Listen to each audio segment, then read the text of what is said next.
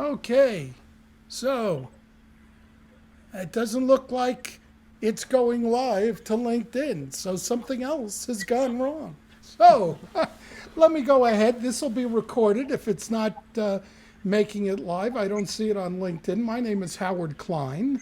I'm a mediator and arbitrator. I've been an attorney for going on 47 years now. I've lost track, 46, 47 years. And today we're going to be talking about, this is going to be a preview about the ABA section of dispute resolution.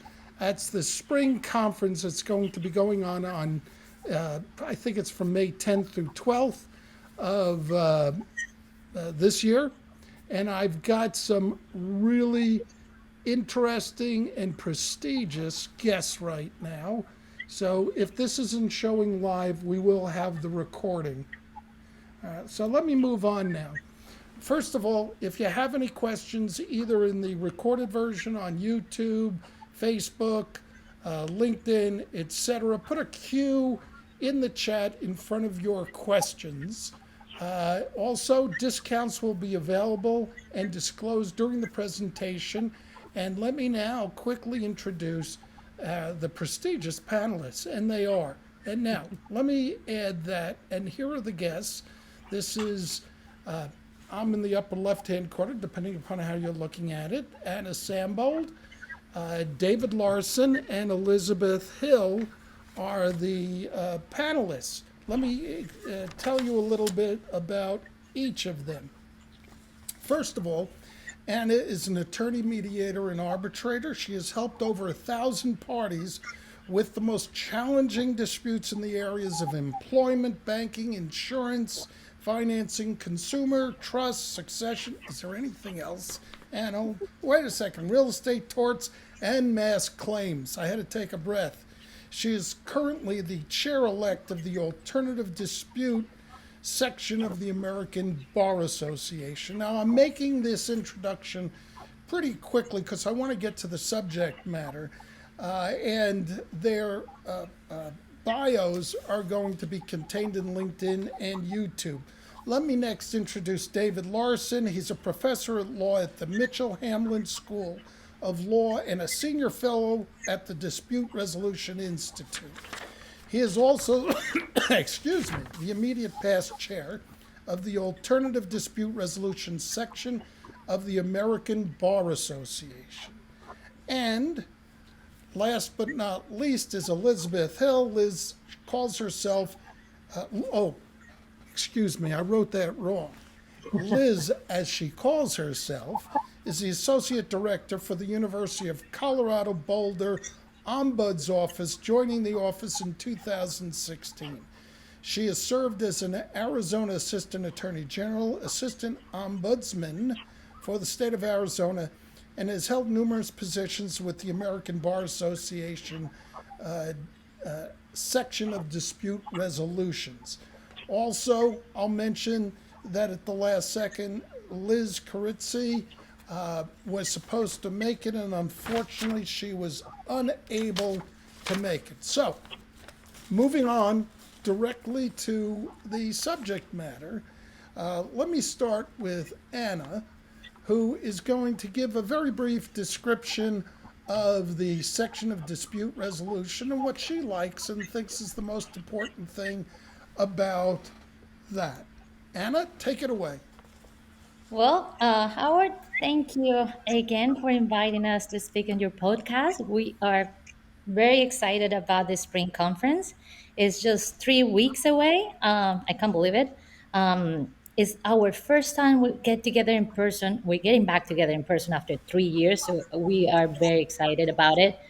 Um, and I want to say hello to everyone from Hawaii. That's what the background it is that way, and based in San Diego. And as you mentioned, I'm the chair, the incoming chair, or the chair elect of this section. So I want to give you a little background about our section of dispute resolution.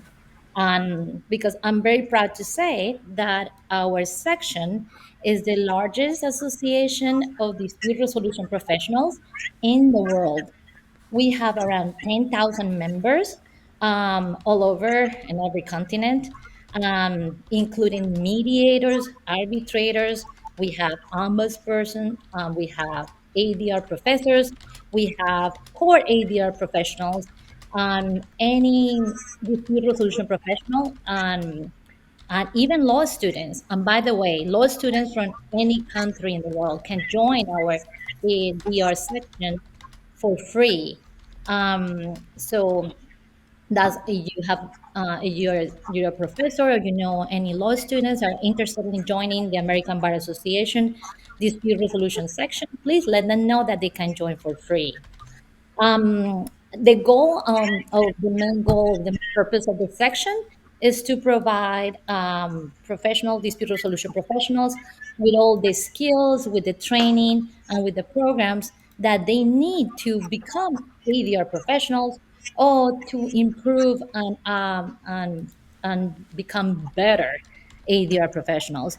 For example, 15 years ago, I wanted to be a mediator and I wanted to get into commercial and business mediation and arbitration, but I didn't know how because the reality is that there's no defined path to become a mediator and arbitrator.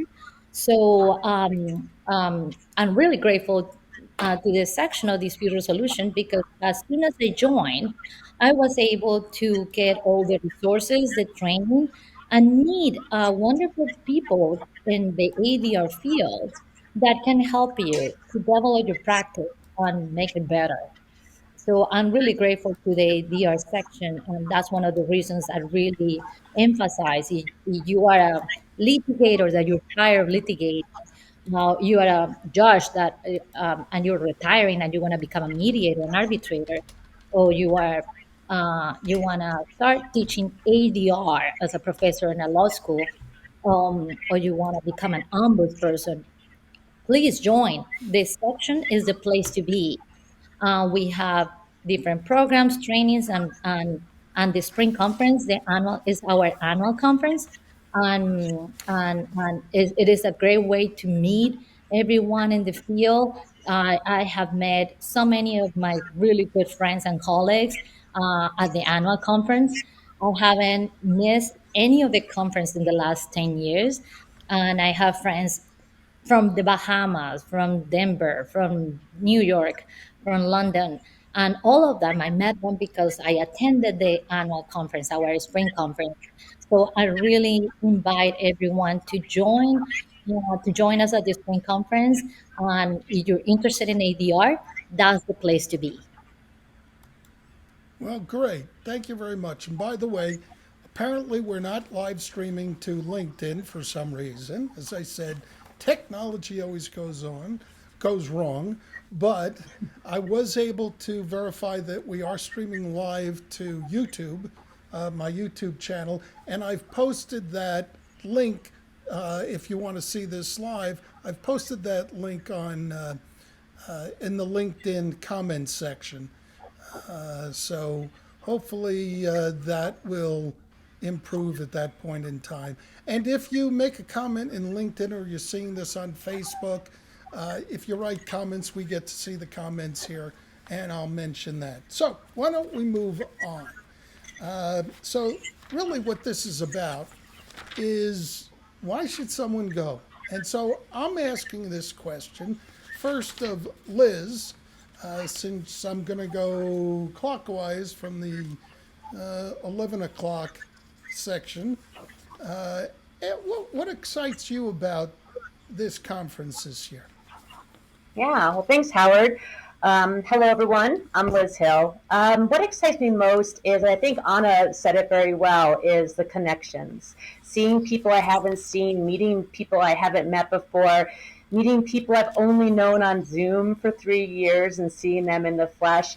I look back at some of the conferences I've attended in the past, and interestingly, even though Ombuds is kind of a smaller population in the membership, one of my dearest colleagues and friends, who's also an ombuds, I met through the section at a conference in DC several years ago. So we had done projects together, but never really knew each other and hadn't crossed paths. And so the conference was really what cemented that relationship for us. So I really just encourage people to get involved, to attend.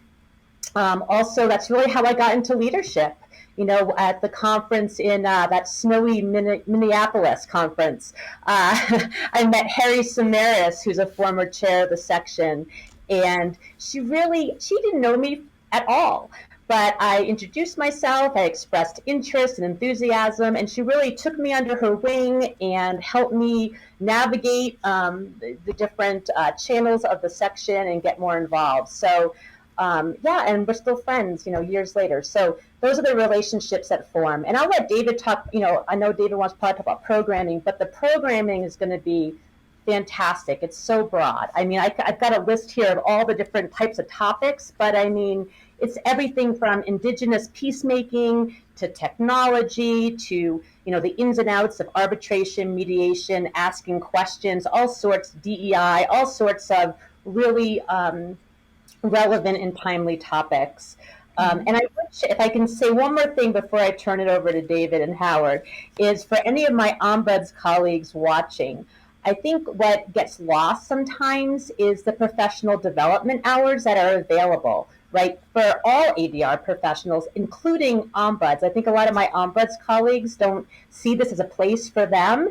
And I want to just remind them that for their certified organizational ombuds practitioners, 25 programs have been pre-approved to qualify. So basically, if you go to one of each block, a session in each block, you walk away from this conference with 14 hours of professional development hours towards your recertification. So that's really huge. That's really great. Liz, before we go on to David, for those who are not familiar with the term ombuds, within 30 seconds, could you explain what an ombuds is? Yeah, so 30 seconds is a tough one, and there's different kinds of ombuds, but I'm what's called an organizational ombuds. And so we serve as a third party neutral, and we operate usually within an organization. We're usually embedded in an organization to help navigate sticky issues, provide communication coaching, provide mediation, address systemic issues, escalate concerns, and we operate as a confidential, independent, impartial, and informal resource. Outstanding. Mm-hmm. I'm going to have you on one of my podcasts where we're going to go into a little bit more depth on ombuds. Yes. I just love the name ombuds. You know, and if I become an ombuds, we can become ombuddies. That's right. We do call ourselves buddies. Yes, we do. So It's a thing. David, yeah, David, let me move on to you. What are you most excited about? And also, if you could touch on, as you get to it, some of the programs that you feel are worthwhile, or at least from your perspective. Yeah, one thing I'm really excited about is the breadth of the programming. As Liz was mentioning, there's something for everybody. I mean, there's stuff for arbitrators, mediators. There's things about negotiation. There's substantive topics of talking about diversity, equity, and inclusion. I'm personally interested in a lot of things about technology and online dispute resolution. There's a number of programs talking about technology. Everybody's talking about chat GPT now and AI chatbots. You want to be here at this conference in Las Vegas to hear a little bit about that, get some of these updates. So one thing I love about the conference is really the breadth of the subject matter. In the 2000s, I started a journal called the Journal of ADR and Employment. That was published by CCH, and I was the founder and editor-in-chief, which sounds good, except for the fact that then I was responsible for getting 4 to 5 articles for every issue quarterly. So I had to come up with 20 articles every year. It's like, where am I going to get 20 articles and 20 authors? I got like 80 to 90% of my articles from this annual conference. I would look through the schedule to see which programs were about employment, and I would either run before the beginning of the program or immediately after and talk to the people presenting and say, would you like to publish an article? And it worked really effectively for me. And the conference was so rich that I could essentially build and sustain a journal by running around from session to session and tracking down authors who were leading experts in their field, good speakers, good writers, and it's just been a really rewarding experience for me. So on a professional level, it's been great. As Liz mentioned, on a personal level, it's really been fun. to make the connections. One thing about this year's conference is we're finally getting back together after 3 years. It's been a long time, so it's an opportunity to reacquaint ourselves with people we've known in the past, but also to make new friends. So I have a lot of reasons to look forward to this, and I hope that you join us. David, let me ask you a question. As an experienced ADR professional, when you're speaking, you're speaking at the conference this year, aren't you? Yes. Yeah.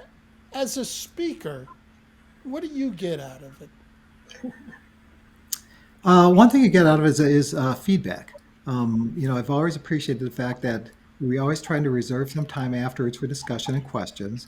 But even after the session ends, because you're there in Las Vegas with other people, you will run into them, and they will stop you and say, "I went to your presentation. I have a question. I have a comment." So the conversation continues. It's a great opportunity, maybe the best opportunity, to get feedback immediately on your subject matter. So that's one of the things I really, really love about presenting at the conference. And Oh, and I great. believe the three of us we're gonna be speakers at the conference, and I'm super excited about it because I'm gonna be speaking about a new phenomenon in arbitration and employment and consumer arbitration that is going on, that a lot of arbitrators are not aware. It is mass arbitration, and so I'm super excited about providing an update and inform all the arbitrators and ADR professionals about what's happening. I love Now, Anna's topic because that's a classic. Be careful what you wish for. So Exactly. it's like Exactly. So it's Anna gonna will be explain fascinating, and how the, now, I how the can't wait world to is share flipped that. around. yeah, Anna, Exactly. could you explain that a little bit? I wasn't sure if you said math or mass. Mass arbitration is when individual claims are filed in masses against the same company, against the same respondent. And this is a super new development in the last 2 or 3 years. Big companies have been, um, yeah, I guess they have been receiving thousands of massive filings of arbitration demands and claims, and exactly with the same facts, exactly the same claim, the same causes of action, but individual claims. And I don't want to tell you the whole program, and I don't want to tell you the whole thing because I want you to attend my program. But it is fascinating. We're going to provide a background of how the whole process and how the whole phenomenon develop, and what is the right now what is happening and how is that affecting arbitration and arbitrators. And I don't think I'm wrecking your program, but I just mentioned that employers have put final binding mandatory arbitration agreements in employment contracts where people basically waive their right to go to court and they're relegated to arbitration. And also they waive their right to bring collective actions and can't bring any class actions. So employers say, this is fantastic. Never have a class action against me. People can't go to court. But what people have done is they've turned around and they've begun filing individual arbitration cases by the thousands. And it's suddenly like, oh my God, I've now got to answer 1,000 different arbitration cases. And Ann is going to give you a lot of details at the conference, how that's being managed, how people are responding, and what the future looks like. Wow, that So it's going to isn't be really that's fun. yeah, it's basically a class arbitration, and the employers. David, you had mentioned it. This sounds like the employers might be going, well, maybe we're better off handling it as a class arbitration rather than individually because the costs would be pretty much outrageous, particularly if the employer is responsible for the fees. Right? And they often Exactly. are. But it is pretty interesting how respondents and companies are acting on that, and well, you have to come to the program, and I will give you a really. We're I don't want to supposed to ruin it. Anna, we're supposed to tease here, just Yes. so the Exactly. people go to the conference. Well, great. Does anybody have anything else to add at the moment? Because then I have some more questions. What about the social events? There's going to be Well, great let's. social events, Well, right? then you handle. The fun part. We got Yep. Hill's Kitchen Tour. We've got the Atomic Museum. We've got the Aviators baseball game, and so you can register for those at the time you register. I think 2 of them might be sold out, but there's plenty of room at the Aviators game, and there'll be lots of opportunities to socialize and network and get together. And the host committee is putting together a list of places to eat, things to do. So you will have lots of options to choose from. And Liz mentioned the Atomic Museum, and as a group, it's filled up, but you can go anytime. I went to a conference there a few years ago and went to the Atomic Museum. It is just amazing. It's a history of the atomic bomb experience in Las Vegas in 1952. They blew a 31 kiloton bomb, 3 times the size of what they dropped on Hiroshima, 10 miles away from the viewing audience, about 65 miles from Las Vegas. And in the early 50s, we thought the atomic bomb's biggest danger was the explosion and the shock wave. And after that, it was okay. Nothing really to worry about. We knew there was something about radiation, but it would dissipate right away. And you go through this museum, you see the photographs, and you see people going from church dressed in suit coats after their services. And they go to these bleachers, literally about 10 miles away from the actual blast, and they have picnic lunches with them. And they're watching atomic blast 10 miles away. It's just unbelievable. And I remember seeing a photograph there, a large photograph of school kids in a playground laying on the ground, covering their heads, because again, it was all about the blast. And behind the school is this massive mushroom cloud coming up because nobody really understood the danger. It's a fascinating, kind of terrifying experience. It's an affiliate of the Smithsonian, really high quality museum. So that's just one of the many things I encourage people to do when they're in Las Vegas. Yeah, I'd like to add before we're super excited about Las Vegas too.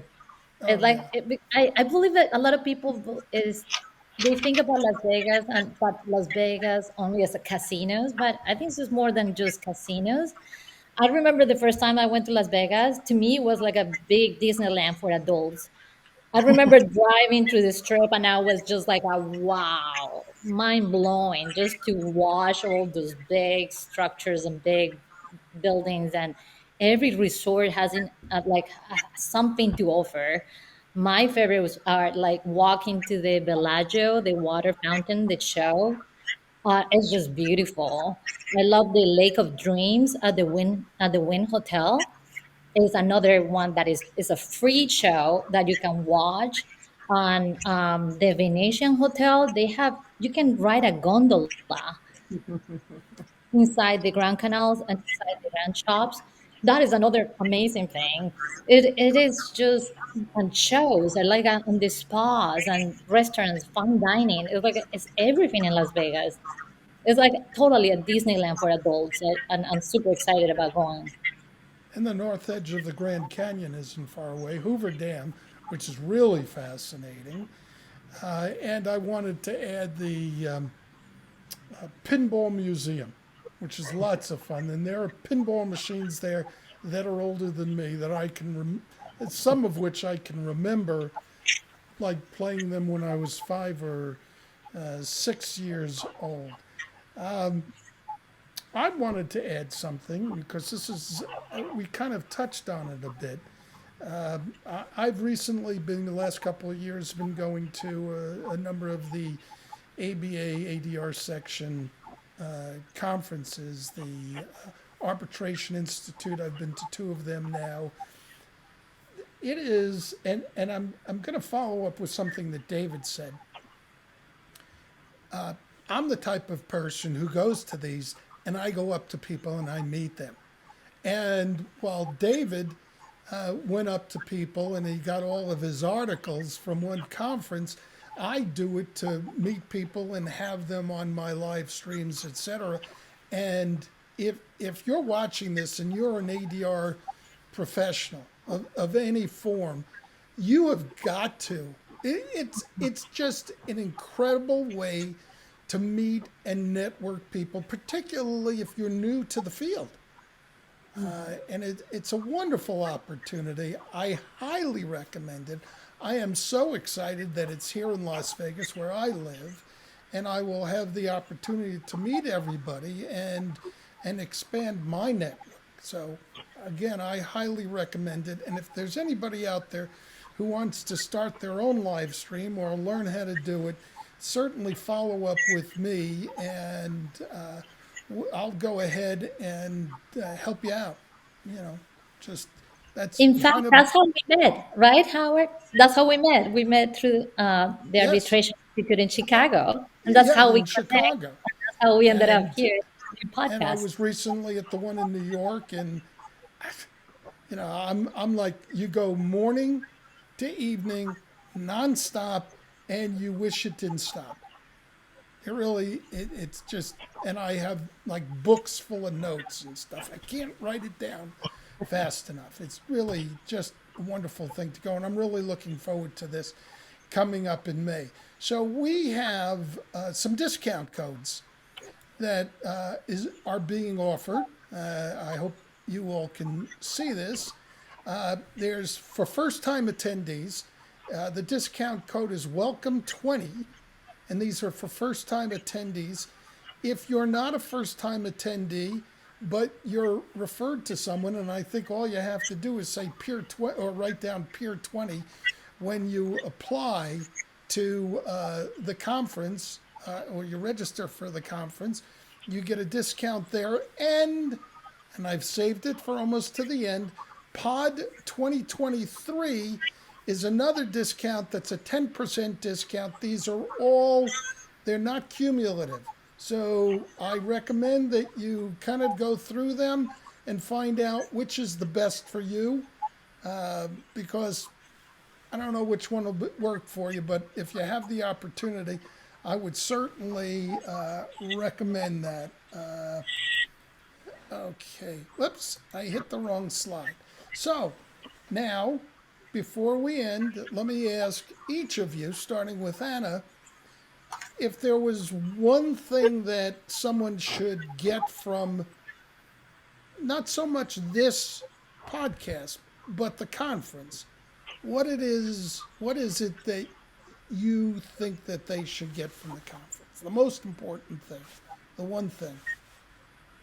Well, for me, is the connection, and the thing about getting together in person again makes that even better, because you can get together with people online and participate in as many webinars as you can, but getting together with people in person and getting together to and networking with them, going out with them every night, and getting to know new people in the field, seeing old friends or former friends. It is always really nice, and I love that, because this community is people that eh, they're dispute resolution professionals. We are an amazing Uh-oh. Almost made it That says all it the way through. all. Almost. Half a sentence away. Yeah, Amazing half is a what she's going to sentence say. They're away. And if amazing. you can, if you, it doesn't come on automatically, log back in and I'll bring you back in. Oh, we were so close. Well, I'll Elizabeth? build upon that, Howard. Yeah, I'll build Okay. upon what Anna was saying. So then I would say, and when you make these connections and when you meet and talk to these people, ask them, what do they value most about being, involved in the section, right? What committees are they on? What projects are they working on? What are they doing that maybe you would find interesting? Because for me, the takeaway has always been just get involved, right? Find your passion, find what's interesting to you, get involved, and everything else just kind of follows. Absolutely. David. Yeah, I've been to many conferences in my lifetime, and at most of them, you meet people, but unfortunately, you don't really see them again. And the thing about this conference is it's a real opportunity to build continuing relationships because it is a community. And when you meet somebody here, there's a high likelihood that you're going to be able to continue to cross paths with them in the future, and it's really a remarkable opportunity to build a continuing relationship, both a personal and professional. And I think that's really great. And the other thing to mention is that if you're so inclined and you come to Las Vegas, you can get a spouse in about 10 minutes. So if you want to get married in Las Vegas, it's very easy to do. You've been waiting the whole podcast to say that. Very good, David. Well, on behalf of David, Elizabeth, and Anna, I'd like to thank you. I'm Howard Kline. I think in LinkedIn, now I'll be able to repost this as a live event on LinkedIn within the next day, just so that you all know. Elizabeth, how will people get a hold of you? Oh gosh, well they can email me, elizabeth.hill, just like my name says, at colorado.edu. Wonderful. And David, what about you? David.Larsen, Larson, at mitchellhamlin.edu. Hamlin spelled Hamline. So mitchellhamlin.edu. Oh, great. So, me, you can get a hold of me at howard at tkgadr.com. And I'd love to hear from you. If you need any help, I'm sure from everybody here, uh, it's all about giving. And the more you give, particularly with the section, I think the better off you are. And I certainly intend to get more and more involved. So, Anna, I think we've lost you, but I'm sure we'll be touching base. And with that, that's a wrap. Thank you very much, everyone. Thanks for Bye having us, bye. Howard. Thank Bye. you.